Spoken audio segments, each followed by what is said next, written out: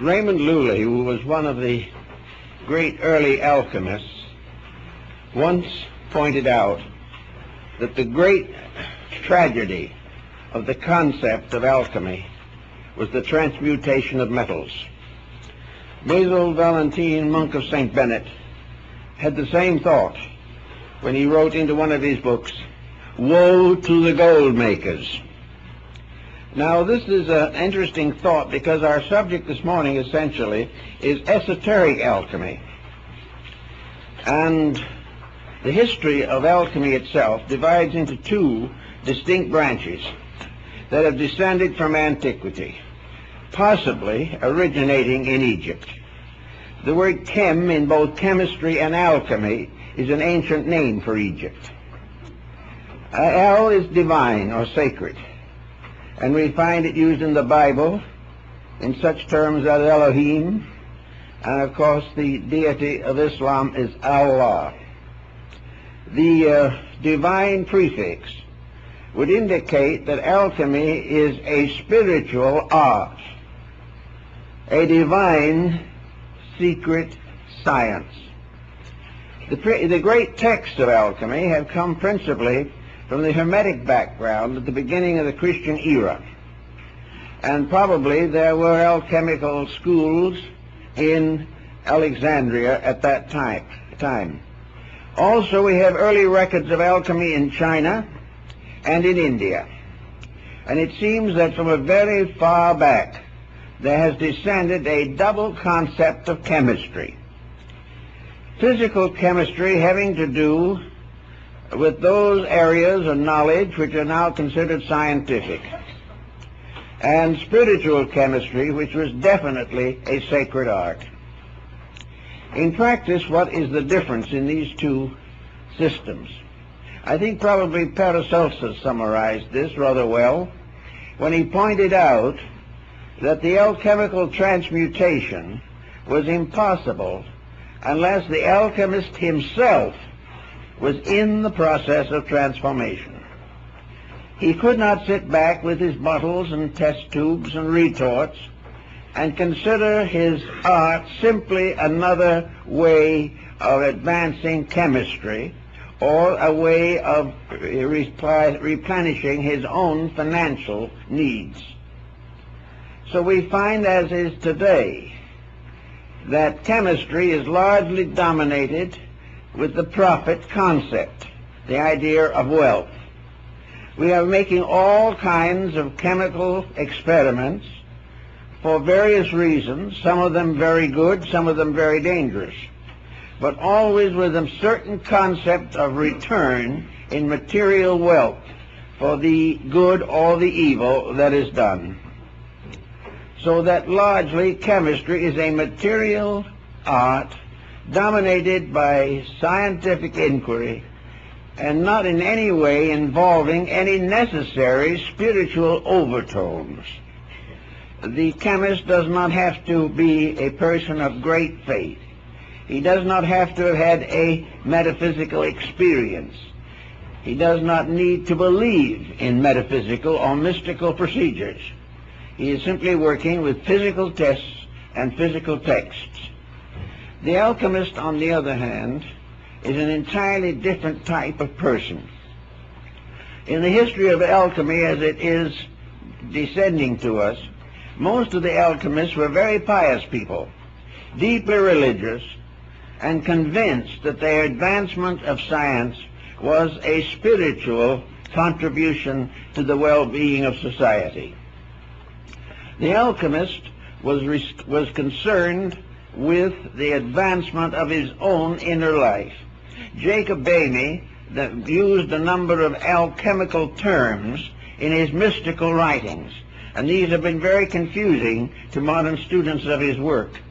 But actually, the use given by Boehme in most cases is probably the original intended usage, namely that it is all part of a great system of human regeneration, that it has nothing to do whatsoever with the advancement of worldly goods or worldly position. Now, in Europe, the alchemists got into trouble, very serious trouble. and were persecuted and in many cases put to the rack and tortured to death. Why? Because the rulers or avaricious leaders wanted the secret of gold making.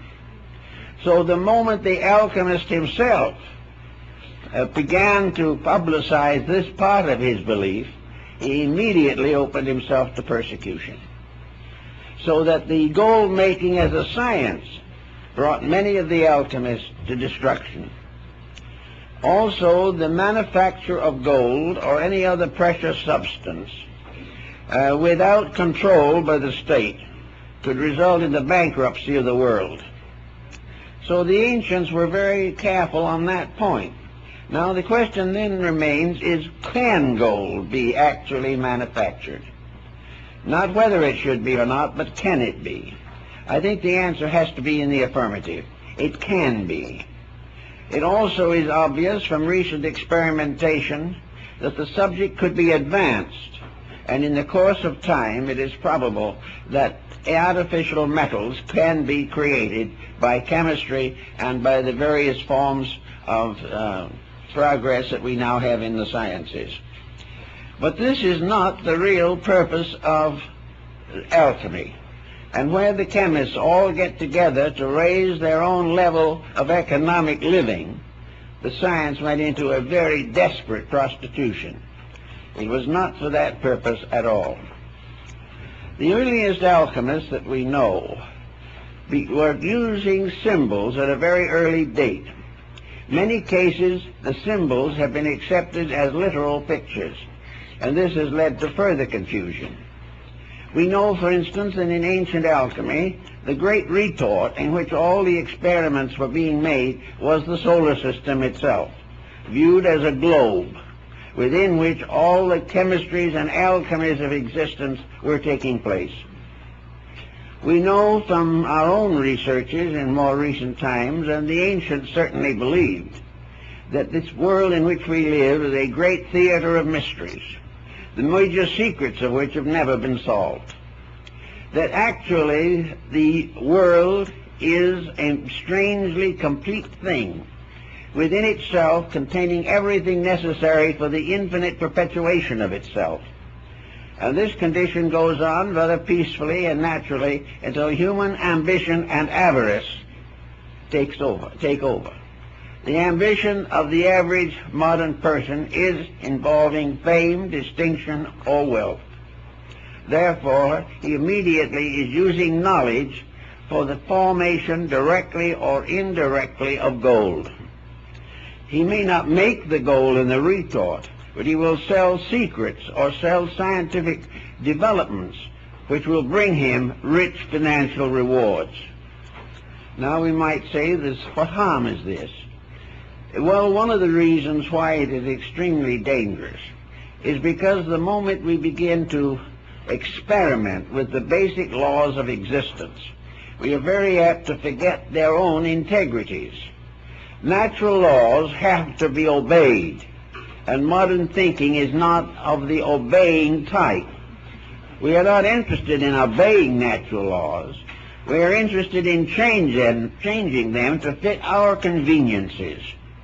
We want to use natural law to exploit the universe in which we live. And as a result of that, we are constantly in trouble and are in the same dilemma that burdens the alchemist. Many years ago, we had an amateur alchemist here in Los Angeles. He was a delightful old German gentleman, and for a prosaic living, he worked in a cheese factory. Now, he wasn't hoping to transform cheese into gold or anything of that nature, but he was experimenting on the side throughout most of his life, trying to work out these strange and mysterious formulas that had descended to him from the past. Before his passing on, by the way, which occurred many years ago, he gave most of his alchemical books to our library. But he passed on definitely certain that there was an answer, but that he had not been able to live long enough to find it. Then we had another gentleman who was engaged in alchemical speculation. He followed every rule in the book that he could find, and of course soon found that every book had a different set of rules. This is always confusing and very frustrating. He went on and on and on, using every contrivance of physical knowledge. He bought a lot of apparatus and instruments. He followed hunches and hints, and he kept on going, and he was always on the verge of a great discovery, but it never happened. The one thing that he did not do, as I tried to point out to him on a number of occasions, he did not have a deep, abiding love of God, faith, or mankind. He was simply an intellectual, convinced that a science could be made to work. But what the science meant in terms of his own character never seemed to occur to him. Now, when we go into the alchemy of China and India, we find almost immediately that the symbolism moves from pure chemistry and things of that matter to all kinds of vibratory patterns which we know in life. Alchemy in China was tied in with music and the musical scale, the harmonics of life. The ancient Greeks of the Pythagorean period combined all their knowledge of cosmogony and the actual reformation of man into a great mathematical formula, which was never to be taken literally, but was to become almost like a mantra, a sacred statement, which if obeyed could produce tremendous results. Also, as we went along through the different systems, we find that Hermetic philosophy became involved in alchemy. The Hermetists of Alexandria followed a mysterious being known to them as Hermes Trismegistus, Hermes the thrice greatest. Who he was, when he lived, no one seems to know. Whether he was a production of symbolism or perhaps a great alchemical adept of some ancient time, we do not know. But in Hermeticism we begin to sense the beginning of the transmutation of man as the essential purpose of the great alchemical procedure. In Europe, of course, it was necessary to be more careful in the promulgation of some of these beliefs because of the bitter opposition of the clergy. The clergy sensed the fact that in some way alchemy was a religion, and they were therefore quite sure it had to be included among the heresies. As a result, however, of the immersion of Arabic knowledge into Europe, the alchemical secrets passed to keeping of persons like Paracelsus and Kumroth and Valentine, and these persons gained their knowledge of the alchemical processes largely from Constantinople and Baghdad. This, of course, meant still more, that it had to be held in secrecy against the persecutions and martyrdoms that were popular at that time in Europe. So we find alchemy in many parts of the world recognized probably for what it actually was, and that is a series of symbols intended to convey a major operation concerning the transmutation of man himself. Without this transmutation, none of the great good things that we dream of can come about. Therefore, the elixir of life, or the philosopher's stone, was that power by means of which all good things could come to pass, wherein all errors and forms of ignorance could be overcome, and where the human being himself would gain complete control of not only his own life, but the laws governing it. Therefore, we come to this particular thought that seems to be very much in the medieval alchemical tradition, and that is there any proof of transmutation? Do we have any actual evidence of things being completely altered? Has there ever been a scientist that could completely alter anything? He could modify it, yes. He could improve it to a degree. He could destroy it always. But the process of actual transformation of a thing from what it is to something totally different. This has been a question that has been of concern in alchemical researches for ages. The answer, of course, is extraordinarily simple. The answer lies in the human body itself.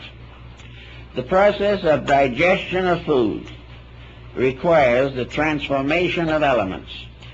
It requires an almost instantaneous adaptation of certain principles to special usages for which they were not originally intended. It is possible, therefore, for food which is taken in to in some way maintain a life principle which is not the food, which is not in the body otherwise, but it must be used to nourish the spiritual ends or principle in the human being. Therefore, the bread and butter and the cheese and milk keep alive something that is not any of them. Keep alive a thing which throughout life will continue to cause the heart to beat, which will continue to circulate the blood and nourish the functions of the human being until the end of life. Therefore, out of what goes into him comes out of him arts and sciences, poetry and music, philosophy and science, religion and economics. They all come out of someone, and that someone is nourished by the food, by the atmosphere around him, by water, and by the rays of the planets and the light of the sun and moon. Therefore, the wedding of the sun and moon in alchemy is very important.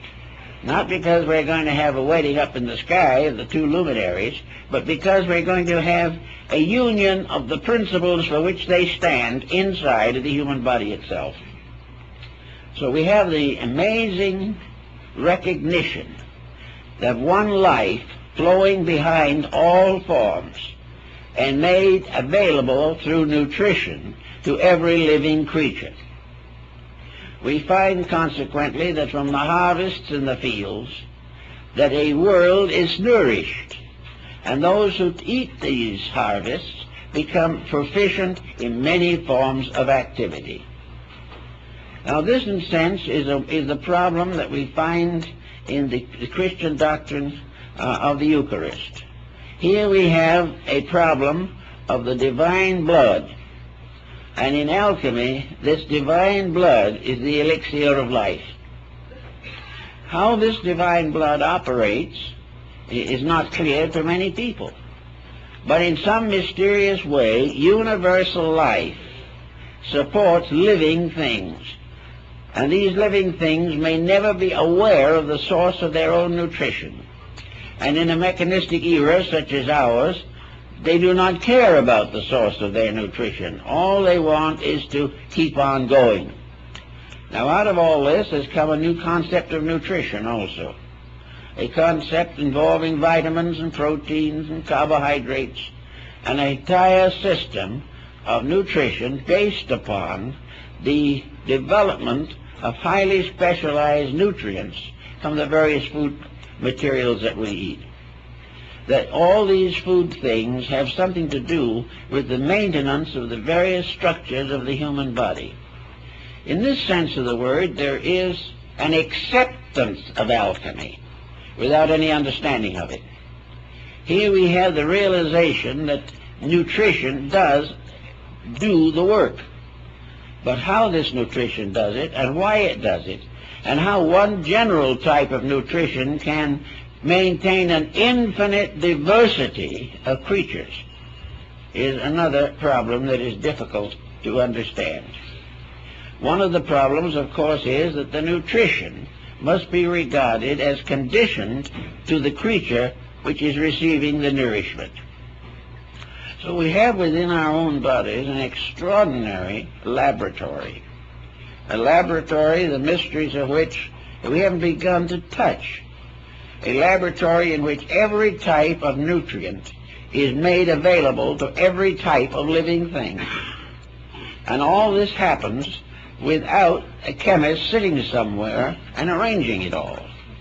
We can, in nutrition, have someone who can help to make it practical, who can prescribe various materials for our common nutrition and for special emergencies that arise. But prescribing them is not creating them, and prescribing them is not understanding them.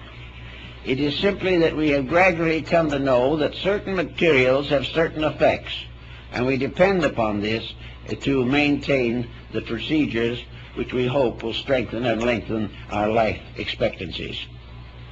Now, immortal life was one of the beliefs of alchemy. So they had a number of very quaint and unusual concepts about this matter. Some of these concepts are very difficult to understand even now. But we know that they definitely believed that there were in the world a few individuals who had solved the mystery of alchemy. And the master of all the alchemists was Elias Atista, the most celebrated of all the Hermetic adepts and philosophers. No one really knew him, although we do have 2 or 3 early books in the library in which the alchemists describe a meeting with him. But Elias Atista was the symbol of the perfect alchemist. He had a number of disciples, however, who came very close to him in achieving the ends which he sought. And the powers of Elias were such that he would appear in laboratories where worthy persons had worked very hard for years and given them a hint or a little advice to advance their researches. Then he disappeared and was never seen by them again. He appeared in many nations and in many different appearances. He spoke many languages, but he is supposed to be an eternal person, living on and on, because there was nothing within himself to cause him to die. Death has to be the result of causes, and life expectancies are increasing constantly. But life expectancies to reach phenomenal extension of time are now either a phenomenon in themselves, or else they are the result of very serious scientific conditioning or constitutional ability to adapt nutrition over a longer period of time than is possible to most people. The alchemists also pointed out that the beginning of the alchemical experiment was, of course, to remove all friction from life. By friction we mean wear and tear. Now, what is wear and tear? Well, to most people, wear and tear is doing the things they have to do and have no particular interest in doing. Wear and tear is also the result of the lack of control of the mental, emotional, and physical activities of the individual. All of these activities use energy. A large part of the energy we use today we waste. We are not conserving it. We are not taking care of this mysterious vitality that comes to us. We are allowing it to be expended in all kinds of useless ways. Of course, we have to make physical adjustments for employment and things of this nature, but at the same time, it isn't the work necessarily that is the greatest cause of problem. It is the attitude toward the work. It is the lack of enthusiasm, the lack of recognition of significance of the things that we do that depresses. Then emotional relationships, out of hand, can become a terrible enemy to vitality. Worry, fear, anxiety, all of these use up part of this alchemical nutrition that is constantly being made within ourselves. If we waste it, we can no longer have it. If we use it unwisely, it is dissipated. And gradually, to keep on with the artificial attitudes that we have, we undermine the necessary functions of the body. So the alchemists, first of all, declared that the master of all arts was God. Deity was, in a sense, the extra-personal, perfect alchemist. because in deity all things continue according to the divine will. How this will operates, man does not know exactly, but he does recognize, if he is mystically inclined, that there is a tremendous background of eternal wisdom behind the things that happen in nature. And so deity becomes the perfect force behind generation and regeneration. The deity brings forth the seed, the plant, the flower, and the fruit. And then that seed becomes the next generation of the same. And in alchemy, these seeds are called the tears of God, because they are the weepings which produce life everywhere. The symbolism is strange and obscure, but we can gradually work some of it into a pattern if we try hard enough. We must begin with what the alchemist begins with, base metals. We must begin with things as they are here, visibly and inevitably. We cannot build our alchemical formulas from elements or substances not available to us. So the beginning of all things is to recognize that the first operation is a transmutation of physical factors, elements, and properties. In other words, purification. If it's mercury, it must be purified. If it is sulfur, it must be purified. If it is salt, it must be purified. And if it is man, he must be purified. Everything begins with the purification or the removal of the dross, which limits the value and limits the survival of elements, principles, and substances. So we start with the concept of a pure material with which to work. The alchemist is given various clues and keys on how to achieve this pure material. He might assemble it under certain aspects of planets. He might wait until the moon shines upon the water before he uses it in his test tubes. He may do all kinds of things. He must purify, first of all, by gathering his materials from pure sources, as much as he can. Most of the great experiments of Paracelsus and many others were possible because of the pure high atmosphere of the Alps. Here materials were uncontaminated. Here things grew to the fullness of themselves. And here in his day there was no smog or congestion. These pure materials, having been found, become the basic elements with which to work. Now you may have to go out and work and look and search for a long time to find a pure material in workable condition, something that you can actually use. Now the same problem applies to the person himself.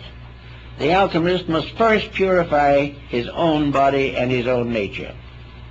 Until the body is cleansed, its various processes cannot be refined, because actually all the purification in man, all the integration and organization of his abilities and capacities, all the improvement of his nature through learning, through meditation, and through contemplation, all of these things lead up to, contribute to, and make possible a final internal illumination.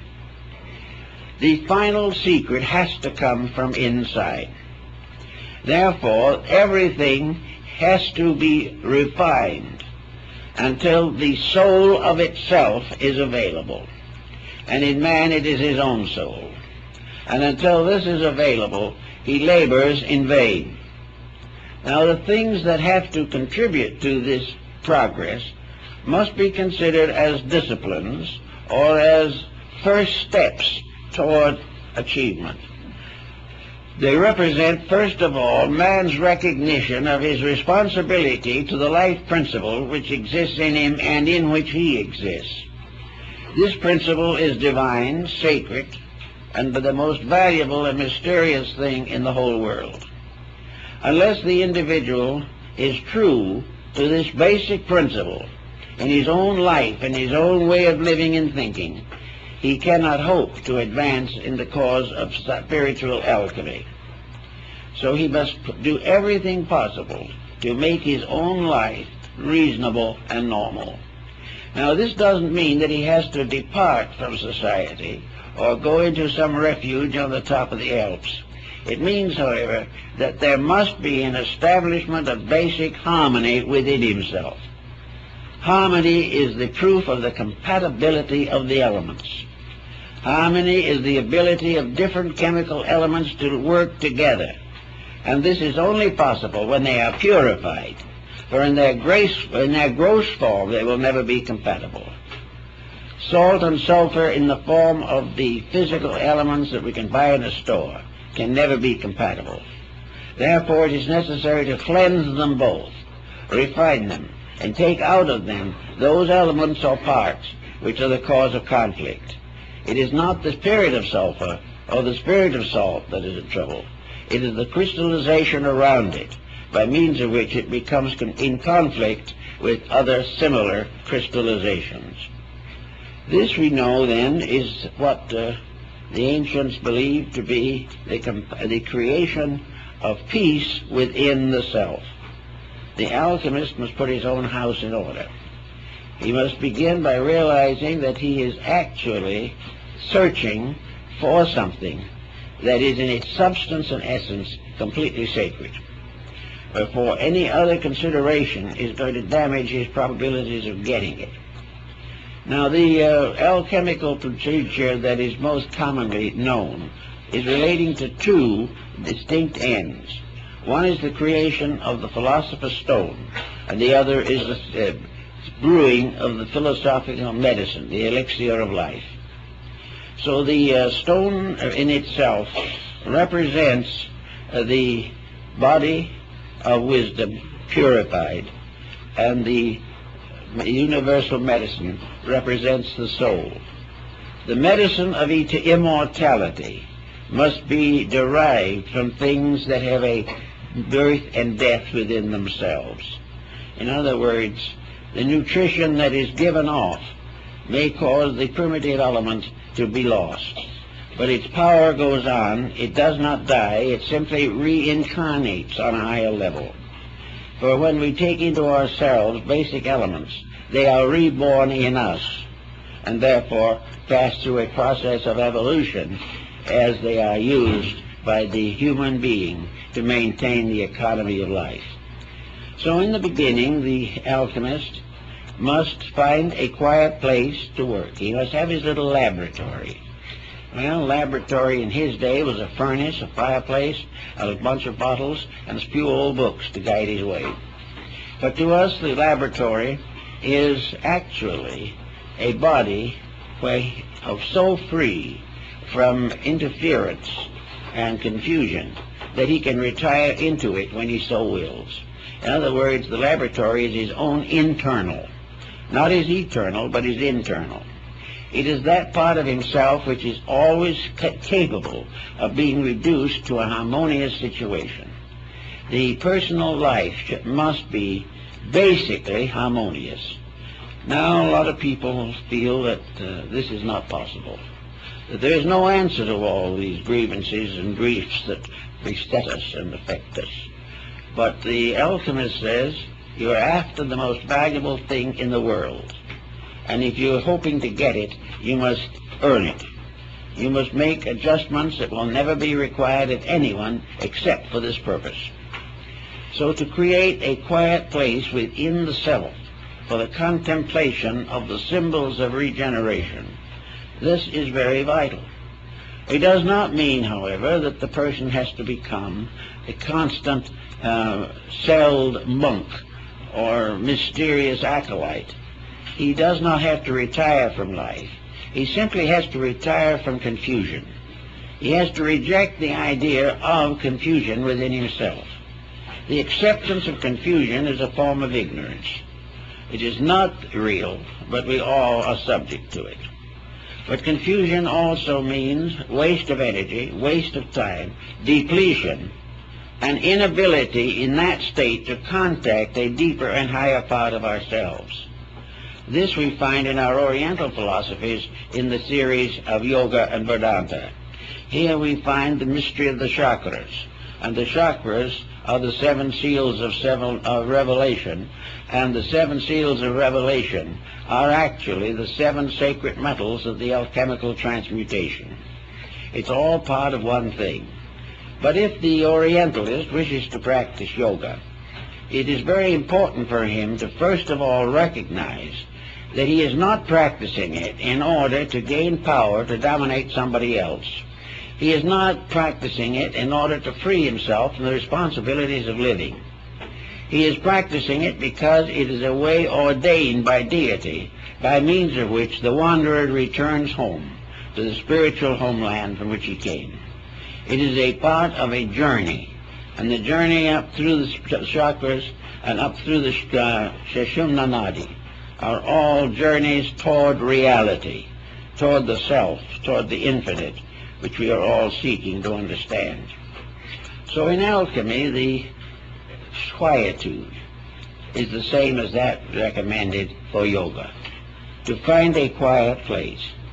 Now, in Tibet, there used to be an old monastery where they had a very nice idea of how to train an acolyte in quietude.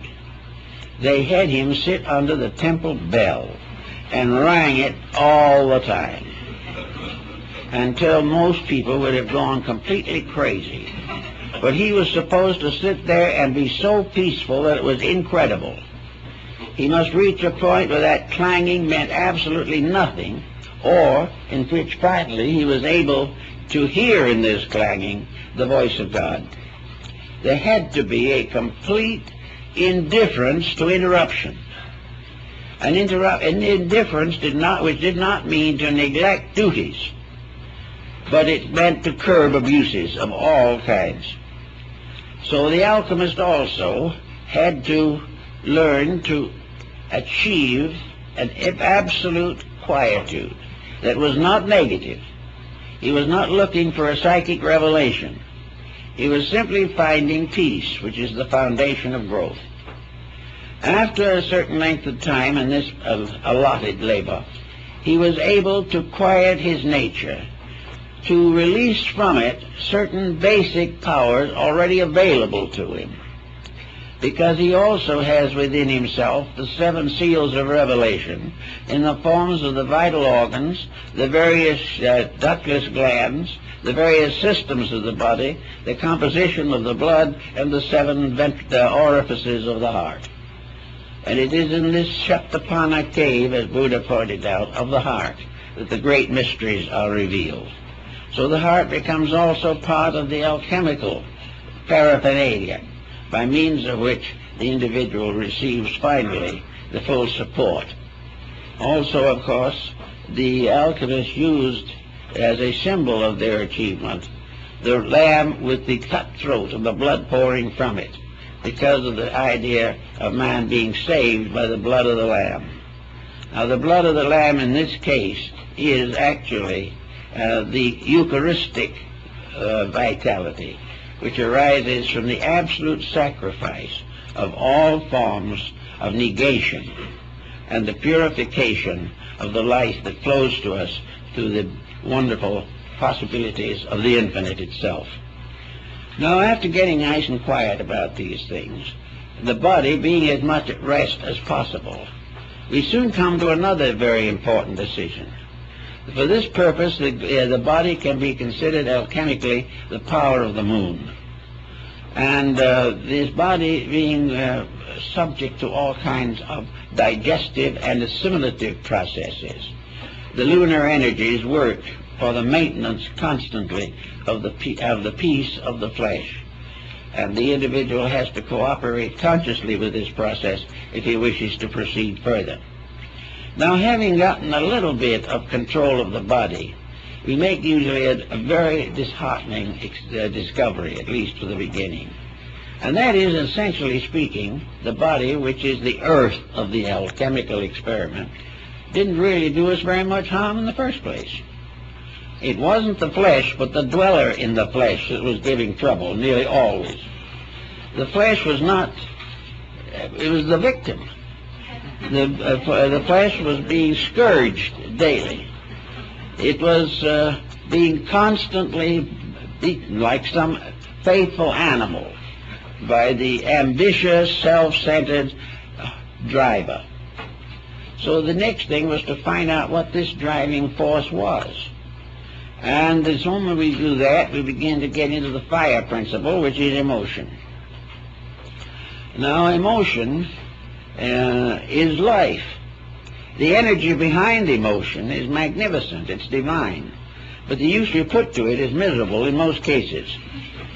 Emotion is when we get mad, angry, jealous, our ambitions run wild, we don't like people, we don't like things, we can't stand the daily problems of life, and we become beautifully and systematically neurotic.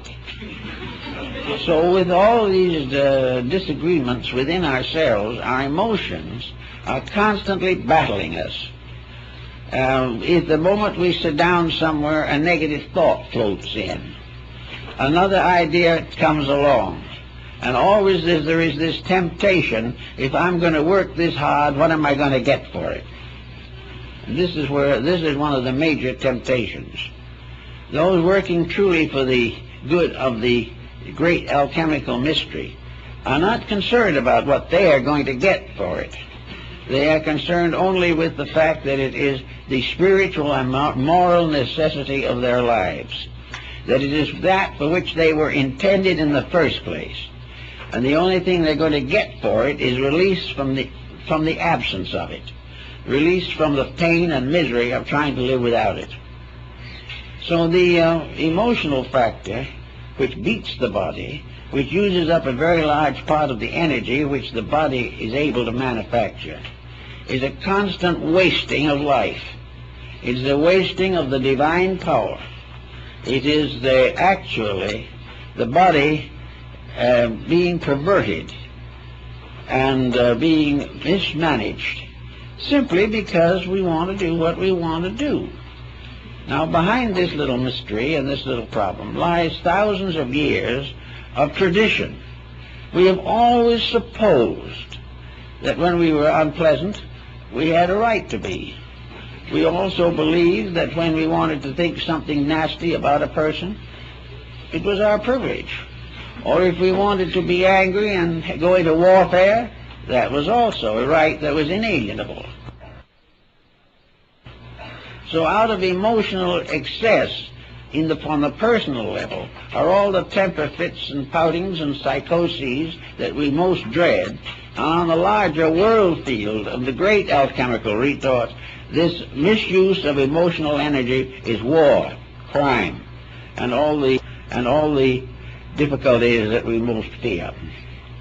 So in a small way, we have to heal war by getting rid of our own conflicts, getting rid of our own hurt feelings, our own offenses, getting rid of those things we want to do which we know we can't, and the extravagance which demands that we accomplish the incredible or be miserable.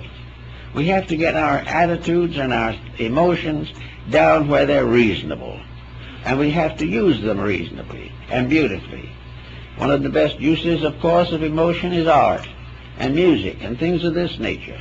But in the ordinary commonplace of things, it's kindness, it's affection, it's the natural friendliness of human beings. And where this increases strongly, there is a change in body chemistry. The emotions no longer persecute the body. They no longer offer the body on the altar of their own ambitions. They do not destroy. They do not nurse grievances. They waste no time remembering past events. The only thing that we remember from the past is experience which is helping to make us better now. So gradually we relax the emotional content. Now the emotions can be beautiful, and emotions that are beautiful are well worth cultivating. But here again, they must be sincere, they must be real, they must be naturally within a pattern of normalcy. Even the best emotion gets into trouble if it becomes hysteria. Then we have passed on to the next level of this complicated pattern, and that is the mind level. As the emotions sit around making trouble for the body, the mind arrogantly stands up and makes trouble for both. It is a detriment to the emotions, and it is a further detriment to the body. The mind sets the body in great habits, and these habits are mostly unreasonable. The mind is the final basis of career. It is that which we learn to do well so that we can get rich doing it. The mind is planning forever to make a millionaire out of the body. And the body, being unable to stand all that pressure, probably drops dead after the first 10 or 20 million. This is the problem of the mind also, argues and debates. It's the mind that's up to neck in politics, regardless of whether any of the candidates are worth voting for. The mind is the basis of telling other people how to live when we don't know how ourselves. And the mind is that which comes to the conclusion that the more we accumulate, the happier we are, when every day this is proven to be an absolute falsehood. So all these problems, the mind has got to be brought down to what it was intended to be, a sort of psychological bookkeeper. The mind is not the master of life, although we have allowed it to become such. The mind is simply a very useful secretary, able to keep the ledgers balanced, and now we're giving in all the mind's courses in computerization. But it's going to be a long time before we use these computers to find out what's wrong with ourselves. And we may sometime. It may be someday that we will have to fight it out with the computers, because they may be more right than we are. In any event, however, the mind is a constant cause of agitation. Its ambitions and appetites know no bounds. And very often it forms a very difficult and unfortunate partnership with the emotions. When the emotions justify an attitude, there is definitely a bad situation. When the emotions fire the mind, that's one problem. When the mind rationalizes the emotions, that can be another. In all these problems, the only answer is gradually to recognize the ascent of the being through these conditions. These are the stories that we have in the great system of the ancient mysteries. The rites of Isis and Dionysus, the rites of Horus and Isis, the rites of Buddha in India, China, and Japan, were always arranged in three basic steps. And these three basic steps represent the three great levels of the personality, that part of ourselves which we have some inkling of, but have very little understanding. They have also become the basic blue larger degrees of Freemasonry, and many other fraternal orders have the same trichotomy of rituals and symbols. So the three together constitute what might be termed the visible or tangible temples. In the body, these three powers are the grand masters of life. They are the ones upon which nearly everyone depends for survival, for continuance, for the fulfillment of purposes. If we can't solve it physically, try to solve it emotionally. If that fails, try to explain it or rationalize it mentally. Then if all of these things fail, we're at a kind of a wit's end. Sometimes we simply drop back and they say there is no answer, and return to the more familiar things. Those of a more idealistic nature look upward and see above these three steps something else, perhaps God. That's something they still have to transcend more than they have realized was necessary.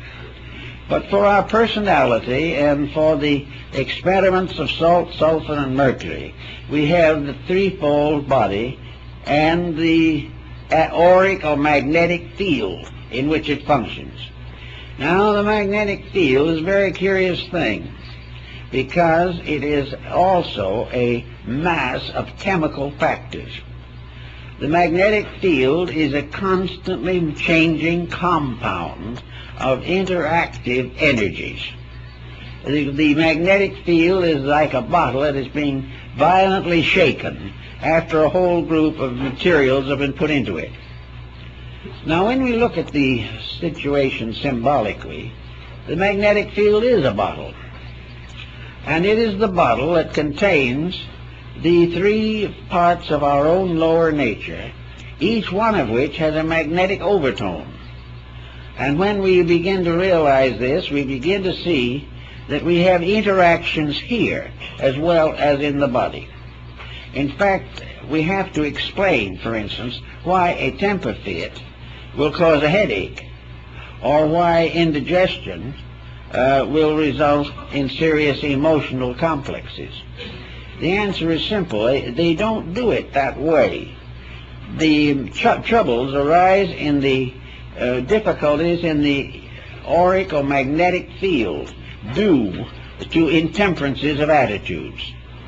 If an individual is angry, the magnetic field blazes up and really practically burns out most of the other values, for the moment at least.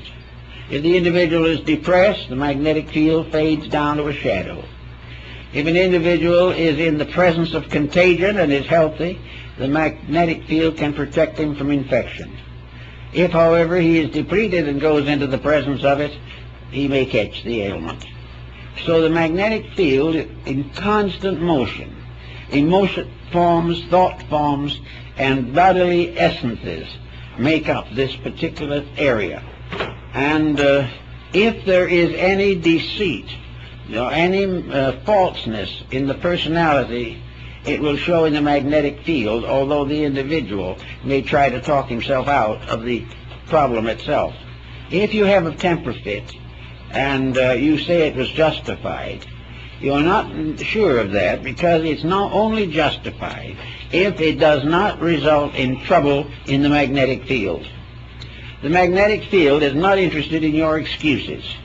It is not interested in your explanations. It is interested in the chemical interaction of values. When you pervert a value or misuse it, the magnetic field bears witness. And the moment it bears witness, the magnetic field's resources are depleted and the individual does not feel so well. Little by little, abuse of the various emotions, thoughts, and bodily functions will result in the exhaustion of the magnetic fields. And when that exhaustion is complete, the individual simply leaves this world. He cannot function if the energy fields do not sustain him.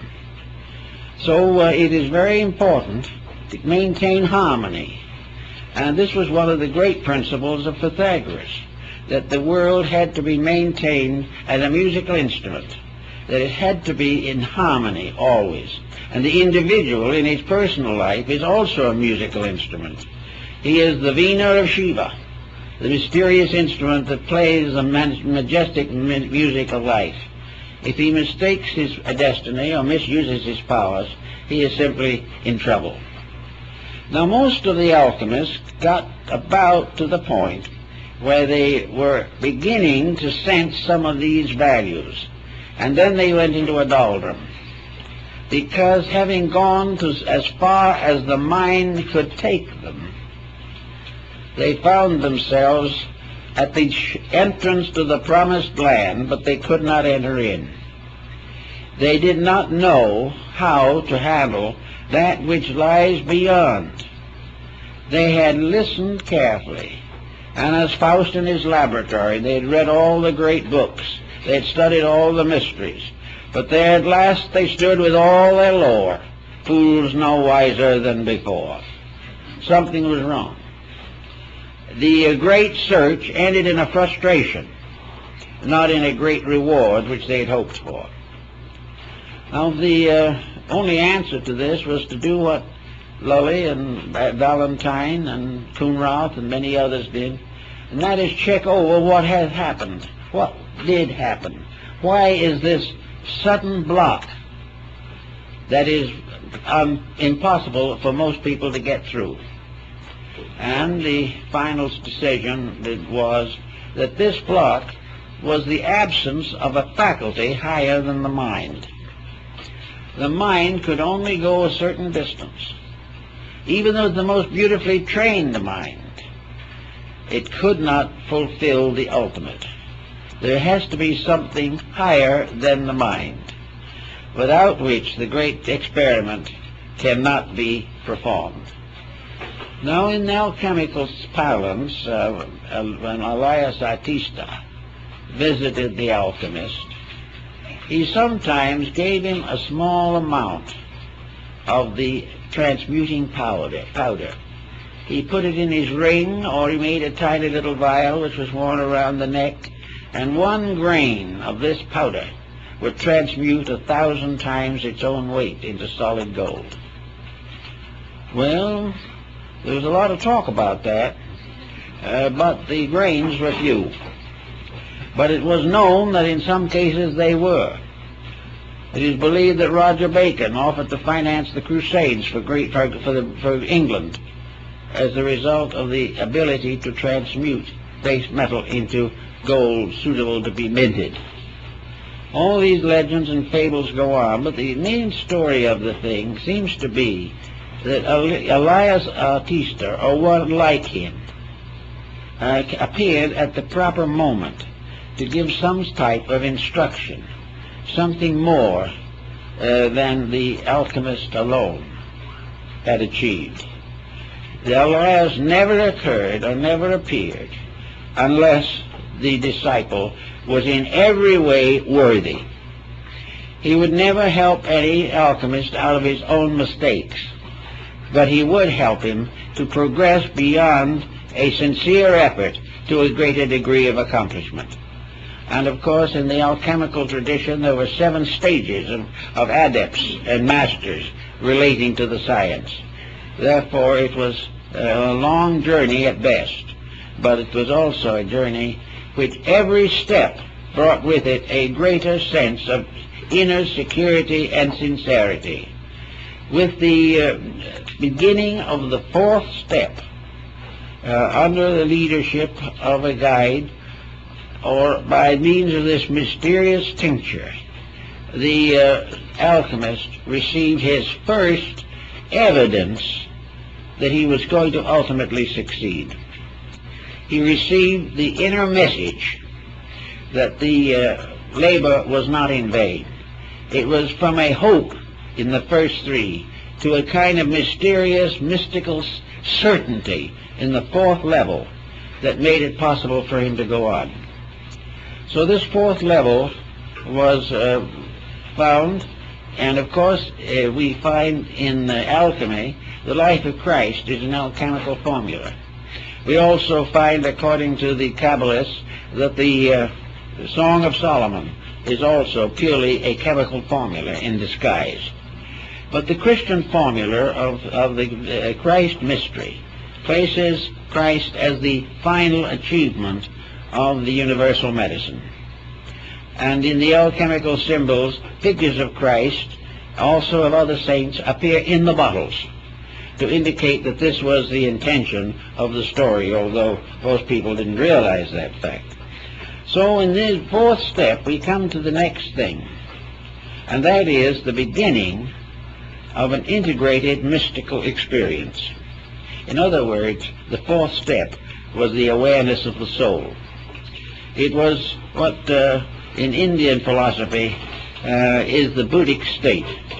It is the state of the individual suddenly becoming rational inside himself, achieving a sense of reality superior to thought, and also becoming for the first time capable of directing his own efforts by the very divine power within him which he was seeking to release into manifestation.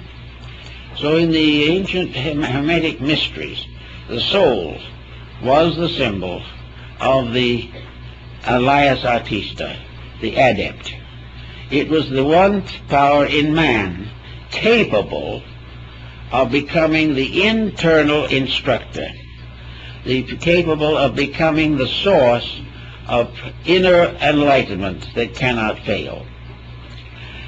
Now, in the system of the alchemy, the cultivation of this soul power is perhaps most clearly defined in the writings of Böhme, the German theologian, mystical shoemaker, who was one of the greatest mystics of the Protestant world.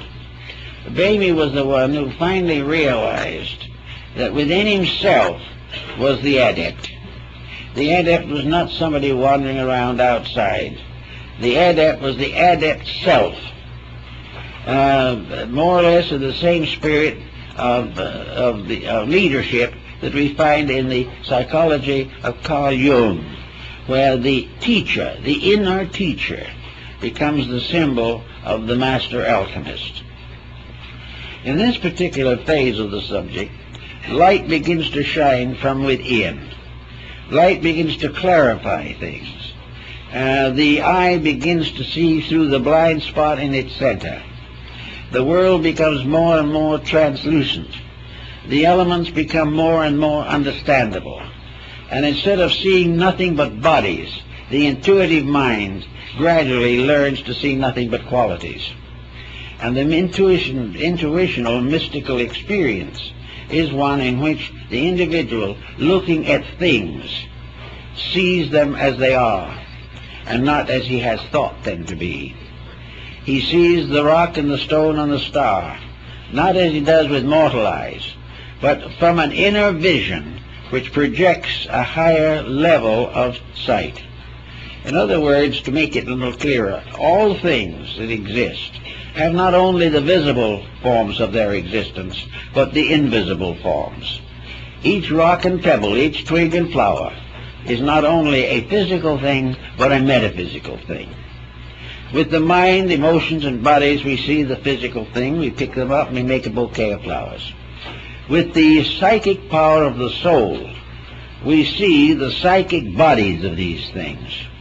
We see the magnetic fields of them. We become aware of their degree of growth in the development of their potential. We also become able to watch clearly the result of combining them. We see the compatibilities and incompatibilities. We see the elements that work together and the works that cannot be reconciled.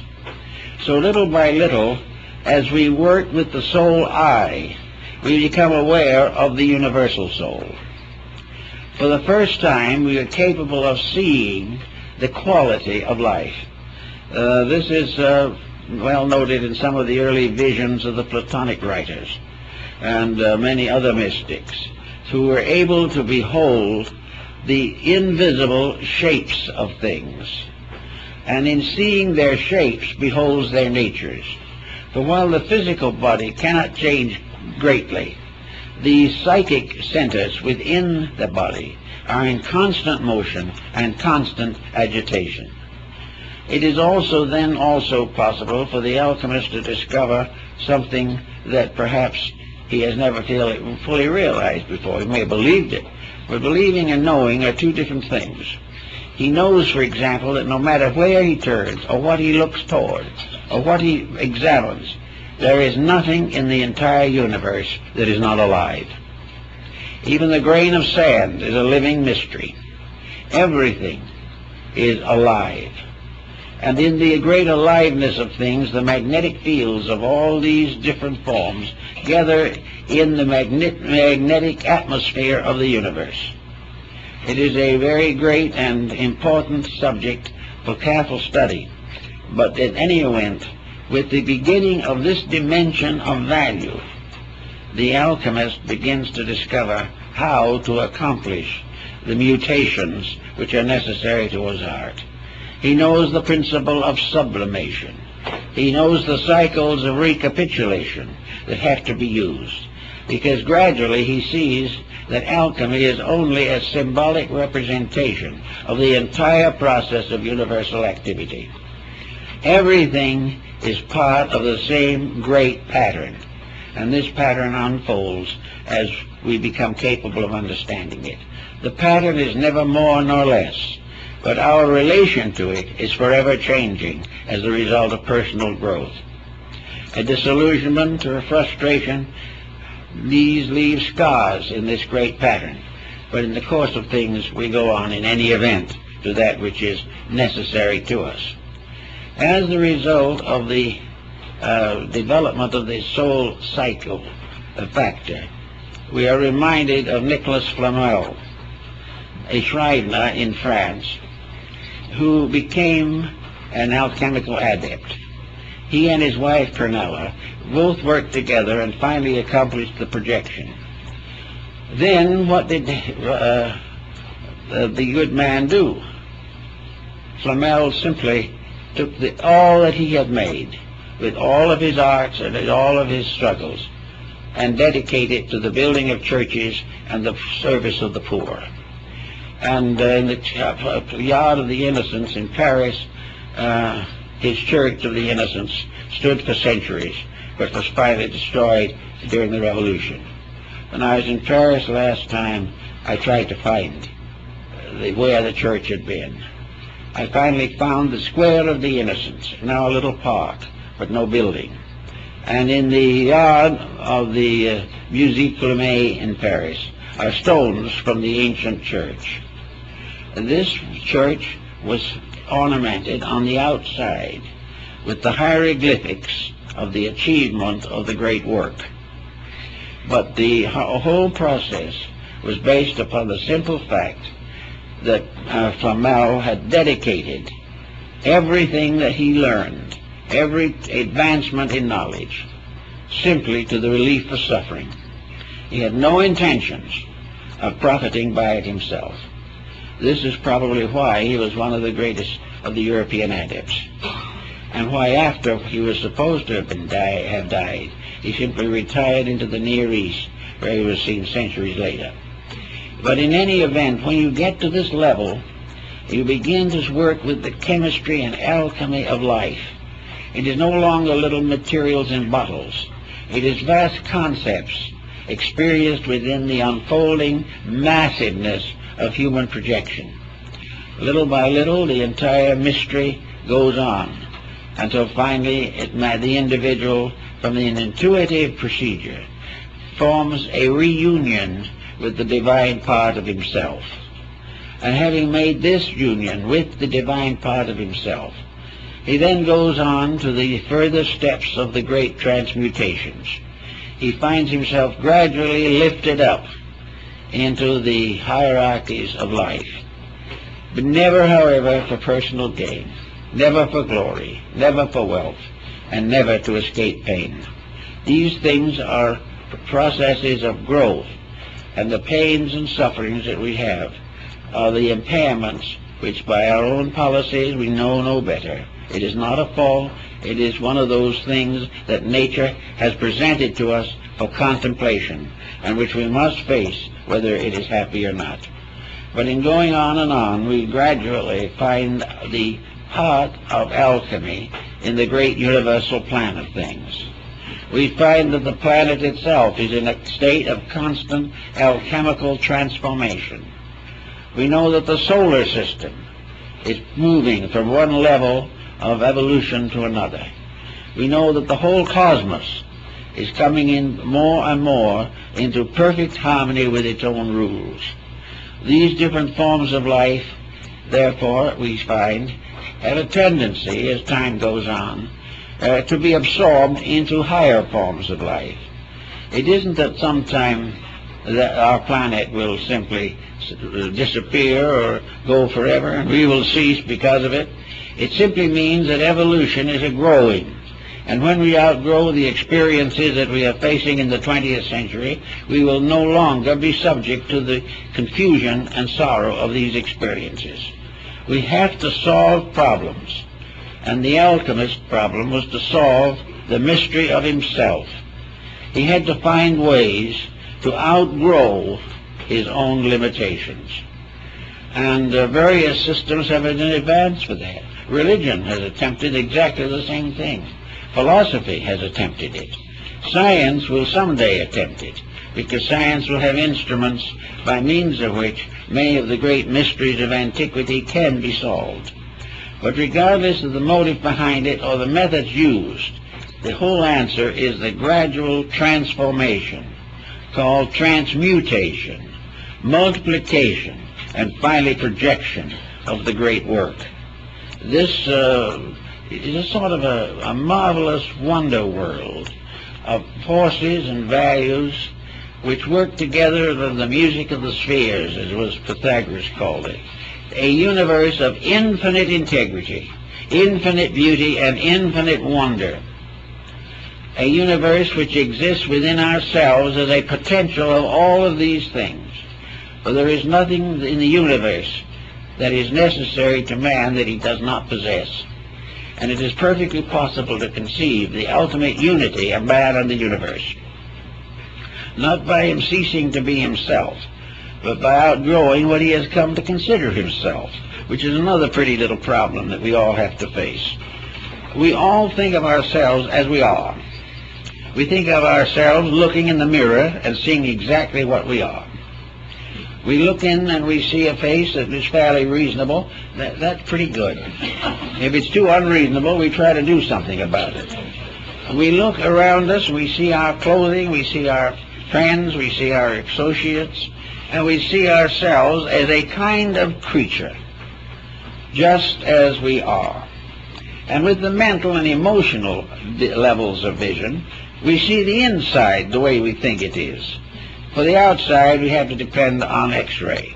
But on the other phases of it, we look inside, and we see ourselves as a more or less complicated mass of conflicts and contradictions. We realize that we have nothing to brag about if we want to be really honest about it. But we always think of something to brag about. And all these infirmities, weaknesses, limitations, we take for granted. The individual is what he is. He's going to be here a little while, then he's going to leave. Where he's going, most people aren't very sure. But in any event, we take this selfness as it is to be ourselves. This selfness is the thing we've given the name John Doe to. And whenever someone says John Doe, we stand up. We recognize ourselves by these forms utterly and completely. We recognize ourselves as a separate entity somewhere in the world of creatures. And it never occurs to the average person that there is any real reason why he should be anything else except what he appears to be. There's no reason why he should give up all his pleasures for something he doesn't understand. There's no reason to assume that he could ever be any more than he is. Science is very doubtful about that. He thinks he might, in the course of millions of years, become an animated computer, but there's no proof of that. We just don't know, but we assume that as we are is it. So it's from that standpoint we are locked in the lowest level of achievement. But the only other answer seems to be to try to make as it is as comfortable as possible. We don't want to suffer more than we have to. We do not want to do anything that is going to inconvenience us. We want to go along as well as we can until we leave. Well, this, of course, is a lack of aspiration. And there has to be some aspiration or nothing works. Therefore, it becomes very necessary for the individual to sense that there is something more that he can become, or he will stay the way he is. No amount of education can get him out of it, because education can only help the mind, but the mind cannot get at the fact. So out of growth, out of friendship, kindness, experience particularly, we have to gradually release the soul power, the overself of Emerson. We have to release this inner superiority and give the best of ourselves immediately the rulership over the rest of ourselves. Plato said that in the philosophic empire, the wisest lead, and those not so wise are still wise enough to follow honorably. To the individual, the best part of himself must be the leader of the rest. For the moment he rests leadership upon any contaminated level of his own consciousness, he is in trouble. So he tries to go along the best he knows. But the alchemist was a kind of a being apart, a natural mystic. And there have been many mystics that were not alchemists, but were also on the same general level. There is a part of society, it's a small part, unfortunately, that has discovered within itself the need for growth, the need to become more, that there are certain nagging questions that we need to answer in order to live well now. And we also have to know more about more before we can get along with the little that we do know. Gradually, we have to increase in all these values in order to make life in this world suitable to us. We have to try and find the answers to war and corruption. We realize that as we are now, even though we may never be in a war ourselves, we are in a war and conflict with our neighbors and our families and within the biological structure of our own bodies. Therefore, something has to be done to arbitrate these things. So the way of arbitration is a slow process of discipline, by means of which we ascend through the three personality factors of our lives and come into harmony with the fourth level, which in the ancient astronomy was the level of the sun, the fourth orbit. Then we have to take the body and the psychic, or the soul, and wed them in what the alchemists call the marriage of the sun and moon. All of these things are interesting experiences and philosophical thoughts, but out of them come certain simple things. Alchemy is nothing more or less than a dedicated effort to find out where we came from, why we're here, and where we're going. It is also a science by which all sciences built in selfishness can be rededicated to the common good of humanity. It is a way of applying all that we know to all of the problems that we must solve. Gradually, step by step, we become more knowing, more useful, and more helpful. And we become better citizens here, and whether we realize it or not, we're better citizens of eternity. So the alchemical symbolism is a lovely metaphysics. It is a gracious and beautiful approach to one of the great problems of daily existence. And every individual in his own personal life can be an alchemist. He can be a worker with the divine chemistries of living. He can work with the chemistry of adjustments with society. He can work in disciplining his own nature. He can develop integrities and kindliness and gradually transmute his life from a self-centered effort to succeed into a soul-centered effort to serve the great cause of life. As these changes take place within himself, he will find that he is gradually being transmuted. He is being changed from a mortal creature to a divine being, which was always there, always within him, but which was locked by the limitations of what we might term natal ignorance, the ignorance of a life growing up that has to grow to know, has to develop its own potentials in order to be able to learn, and which, one way or another, by the problems of life, will ultimately be impelled to dedicate itself to the search for that which it needs to know. If we put all these things together and work them out, we will be, I think, good alchemists, good mystics, good Christians, and good followers of the great ethical principles of the world. I'll thank you very much.